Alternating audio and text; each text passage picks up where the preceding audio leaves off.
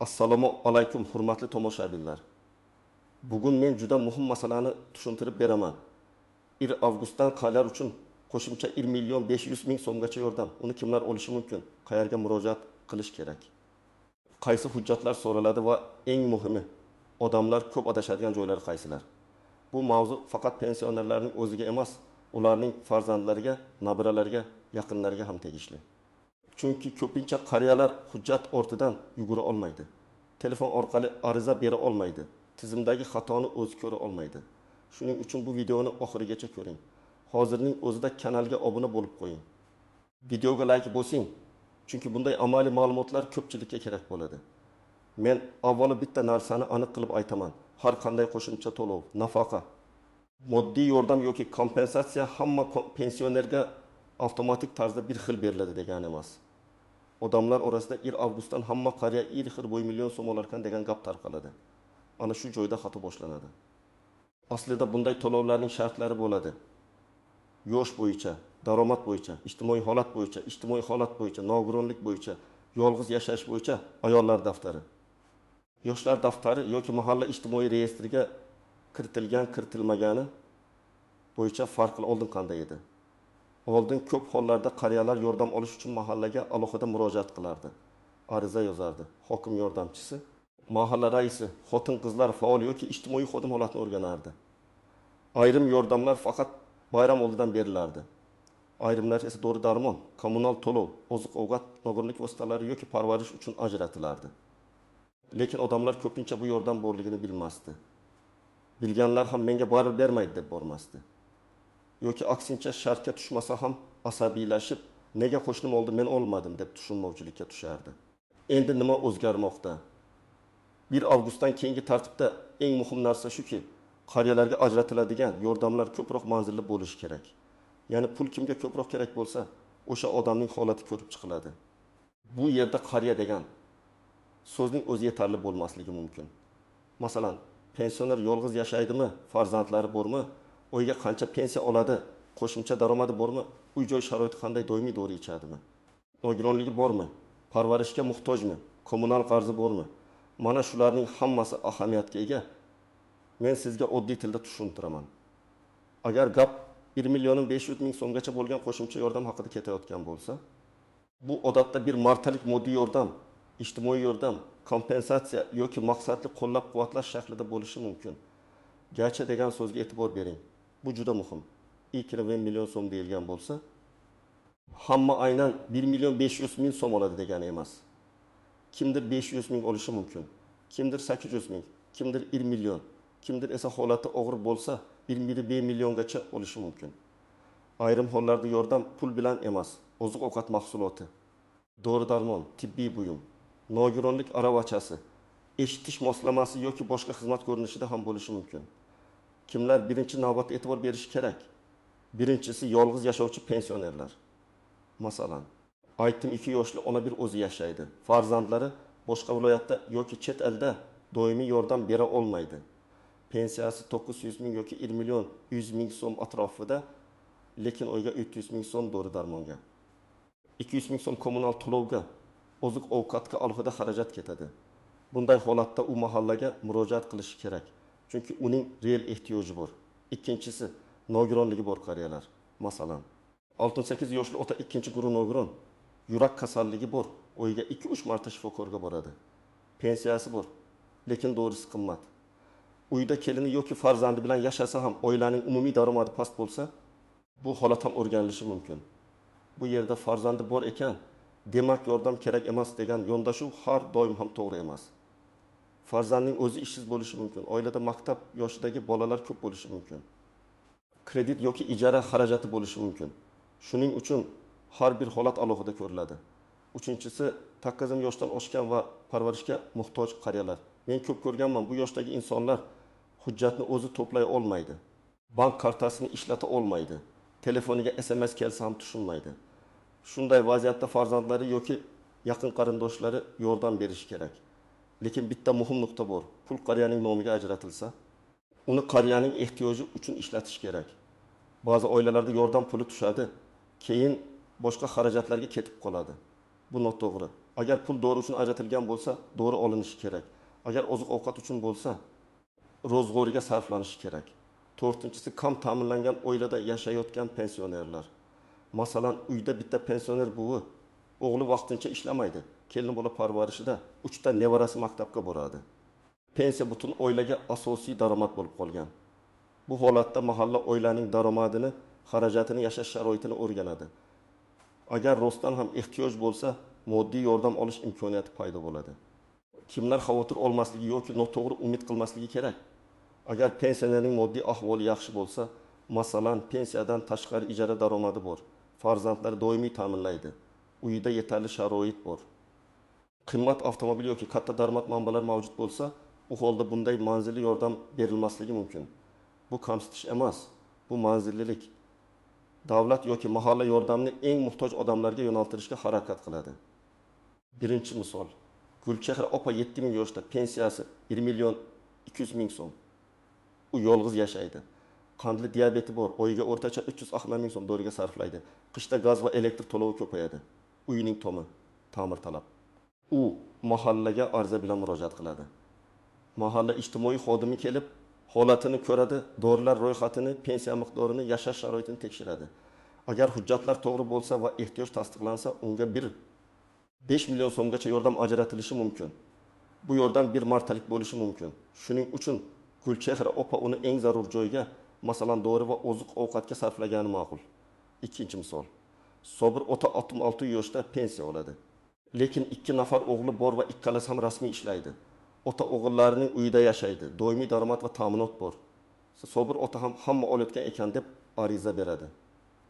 O'rganish vaqtida oilaning daromadi yetarli ekani aniqlansa, unga yordam rad etilishi mumkin. Bu holatda xafa bo'lish kerak emas. Chunki yordamning maqsadi barcha pensionerlarga teng tarqatish emas, ehtiyojmand qariyani qo'llash. Uchinchi misol. Mahbuba bu taqvimning 2 yoshda birinchi guruh nogironligi bor, yurishi qiyin. Pensiya va nogironlik to'lovi oladi, lekin parvarish xarajati yuqori. U tuman markaziga bora olmaydi. Bunday holatda uning qizi yoki nabirasi mahallaga borib, buvining nomidan murojaat qilishi mumkin.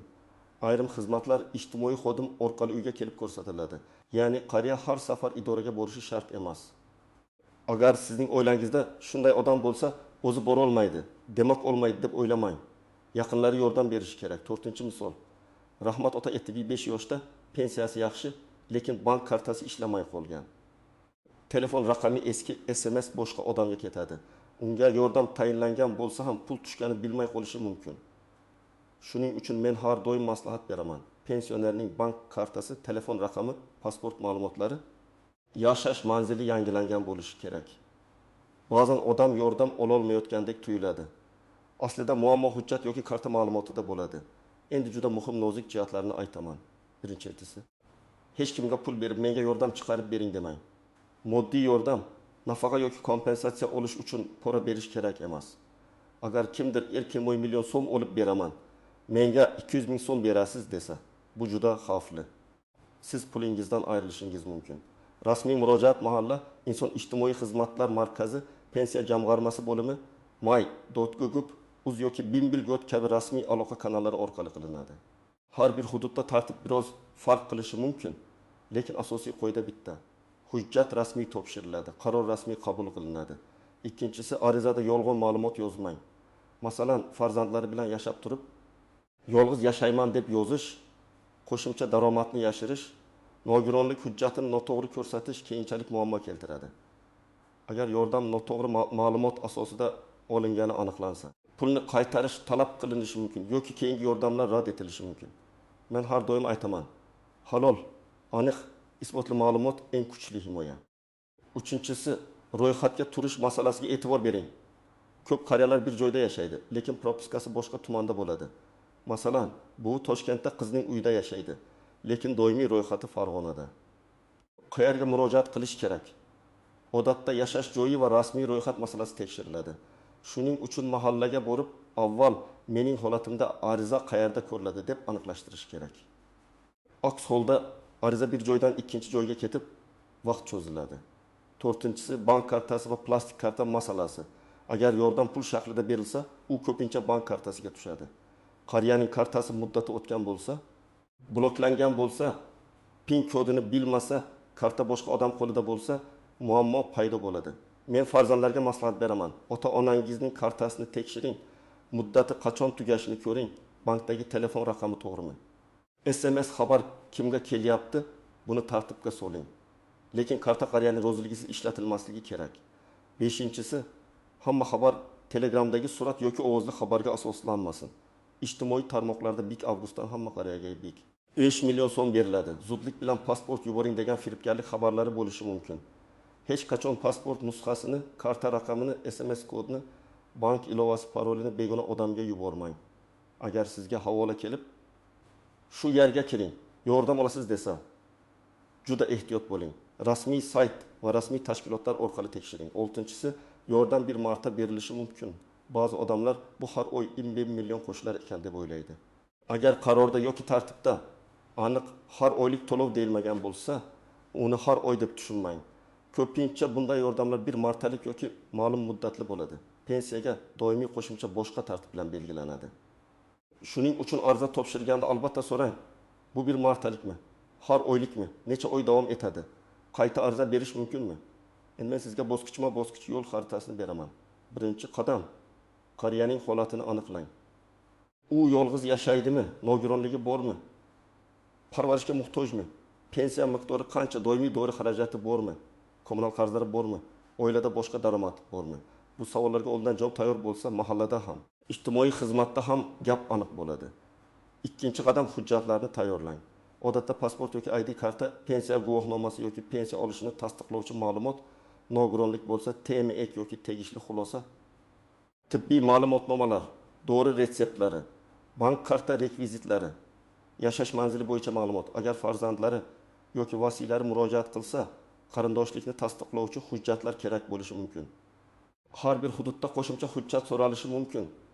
Shuning uchun avval mahalladan ro'yxatni yozib oling. 3-qadam, mahallaga murojaat qiling. Eng yaqin yo'l shu. Mahalla raisi, ijtimoiy xodim yoki hokim yordamchisiga men qariya uchun 1 avgustdan ajratilayotgan qo'shimcha moddiy yordam bo'yicha murojaat qilmoqchiman. Shartlari qanday? Ariza shakli bormi deb aniq ayting. Og'zaki gap bilan cheklanib qolmang. Ariza yozing. Arizada qariyaning FIH pasport ma'lumoti, manzili, telefon raqami, pensiya miqdori, yordam so'rash sababi aniq yozilsin. Masalan, doimiy dori darmon xarajatlari yuqoriligi, yolg'iz yashashi va moddiy ahvoli og'irligi sababli moddiy yordam ajratishingizni so'rayman. 4-qadam, ariza qabul qilinganini tasdiqlating. Bu juda muhim. Ba'zan odam aytdim, kutyapman deydi. Lekin ariza ro'yxatga olinmagan bo'lishi mumkin. Shuning uchun arizangiz qabul qilingan sana mas'ul shaxsning ismi, telefon raqami, iloji bo'lsa kirim raqamini yozib oling. Keyin siz men falon kuni ariza berganman deb aniq so'rashingiz mumkin. 5-qadam, uy sharoiti o'rganilsa to'g'ri ma'lumot bering. Ijtimoiy xodim kelganda uyini ko'rsatishdan uyalmang. Bu tekshiruv sizni kamsitish uchun emas, yordamni to'g'ri ajratish uchun qilinadi. Dori qutilari, retseptlar, kommunal to'lov kvitansiyalari, tibbiy xulosalar bo'lsa, tayyor tursin. Agar qariya yura olmasa buni ayting. Agar eshitish past bo'lsa, yozma tushuntirish so'rang. Agar farzandlari yordam bera olmasa, sababini ayting. 6-qadam. Natijani nazorat qiling. Ariza bergandan keyin jim kutib o'tirmang. 10 kun, 15 kun yoki belgilangan muddat o'tgach, mahallaga boring yoki telefon qiling. Mening arizam qaysi bosqichda? Komissiyada ko'rildimi? Qo'shimcha hujjat kerakmi deb so'rang. Ba'zan bitta ma'lumot yetishmagani uchun ish to'xtab qoladi. Siz vaqtida bilsangiz tezroq tuzatasiz. 7-qadam, rad javobi bo'lsa, sababini so'rang. Bermaymiz degan javob yetarli emas. Nega rad qilindi? Daromad yetarli deb topildimi? Hujjat yetishmadimi? Ro'yxat bo'yicha mos kelmadimi? Avval sababini biling. Agar siz rad javobini asossiz deb hisoblasangiz, yuqori tashkilotga, tuman ijtimoiy xizmatlar markaziga, pensiya jamg'armasi bo'limiga yoki rasmiy murojaat portali orqali shikoyat qilishingiz mumkin. Shikoyatda hissiyot emas, fakt yozing. Qachon ariza berdingiz? Kim qabul qildi? Qanday hujjat topshirdingiz? Nima sababdan rozi emassiz? 8-qadam, pul tushgach, uni tekshiring. Bank kartasiga pul tushsa, summani ko'ring. Agar 20 million emas, masalan 800 ming tushsa, bu xato degani bo'lmasligi mumkin. Chunki yordam miqdori holatga qarab belgilanadi. Lekin agar umuman tushmagan bo'lsa, karta bloklanganmi? Rekvizit to'g'rimi? qaror qabul qilinganmi? Shuni aniqlang. Banka va mahallaga alohida murojaat qiling. Men bu mavzuda farzandlarga alohida murojaat qilaman. Ota-onangiz menga kerak emas, borib yalinmayman deyishi mumkin. Lekin bu yalinish emas. Bu qonuniy ijtimoiy qo'llab-quvvatlash. Agar ota-onangiz haqiqatan ham ehtiyojmand bo'lsa, ularning huquqini tushuntiring, hujjatini tayyorlashga yordam bering. Ayniqsa 25 80 yoshdan oshgan qariyalarda ko'z ko'rishi pasayadi, eshitish qiyinlashadi, raqamli xizmatlardan foydalanish og'irlashadi. Siz ularni yolg'iz qoldirmang. Lekin yana bir muhim ogohlantirish, qariyaning nomidan hujjat topshirayotganda uning roziligi bo'lsin. Pul tushsa uni o'zingizning shaxsiy xarajatingizga ishlatmang. Bu yordam qariyaning hayotini yengillashtirish uchun. Birinchi navbatda to'g'ri, oziq-ovqat, tibbiy ko'rik, issiq kiyim, kommunal to'lov, parvarish vositalari kabi zarur narsalarga sarflang. Agar keyin nizo chiqsa, oilada ishonch buziladi. Birinchi savol: men pensionerman, avtomatik olamanmi? Javob: har doim ham emas. Agar to'lov avtomatik tayinlanadigan toifa bo'lsa, ma'lumotlar bazasi orqali tushishi mumkin. Lekin ko'p hollarda murojaat, o'rganish va qaror kerak bo'ladi. Ikkinchi savol: 5 million so'm hamma uchun bir xilmi? Javob: yo'q. Ko'pincha bu eng yuqori miqdor yoki belgilangan limit bo'lishi mumkin. Aniq summa ehtiyoj va qarorga bog'liq. Uchinchi savol: farzandlarim bor, baribir olsam bo'ladimi? Javob: mumkin bo'lishi ham, bo'lmasligi ham mumkin. Farzand borligi avtomatik rad degani emas, lekin oilaviy daromad va real yordam holati o'rganiladi. To'rtinchi savol: qayerga birinchi boraman? Javob: eng avvalo mahallaga boring. Keyin zarurat bo'lsa ijtimoiy xizmatlar markazi, pensiya jamg'armasi yoki May.gov uz orqali davom ettirasiz. Beshinchi savol: hujjatim yetishmasa nima bo'ladi? Javob: yordam kechikish yoki rad bo'lishi mumkin. Shuning uchun hujjat ro'yxatini oldindan oling, nusxalarni tayyorlang, tibbiy hujjatlarni yangilang. Hurmatli tomoshabinlar, 1 avgustdan qariyalar uchun 1 million 500 ming so'mgacha qo'shimcha yordam haqidagi xabarda eng muhim narsa shuki, bu masalani shov-shuv bilan emas, hujjat va tartib bilan hal qilish kerak. Kim haqiqatan muhtoj bo'lsa, imkoniyatni qo'ldan boy bermasin. Kimning ota-onasi yoki buyisi bobosi hujjat to'play olmasa, yaqinlari yordam bersin. Mahallaga murojaat qiling, ariza yozing, hujjatlarni tayyorlang. Natijani nazorat qiling va firibgarlardan ehtiyot bo'ling. Agar sizning oilangizda pensioner, yolg'iz qariya, nogironligi bor keksa inson yoki parvarishga muhtoj ota-ona bo'lsa, bugunoq ularning hujjatlarini tekshirib chiqing. Kommentariyada yozing. Sizning hududingizda bu yordam bo'yicha qanday tushuntirish berishyapti? Mahalla nima deyapti? Ariza qabul qilinyaptimi?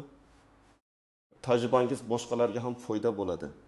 Videoga like bosing, kanalga obuna bo'ling va yaqinlaringizga yuboring. Chunki bu ma'lumot biror qariyaning real yordam olishiga sabab bo'lishi mumkin.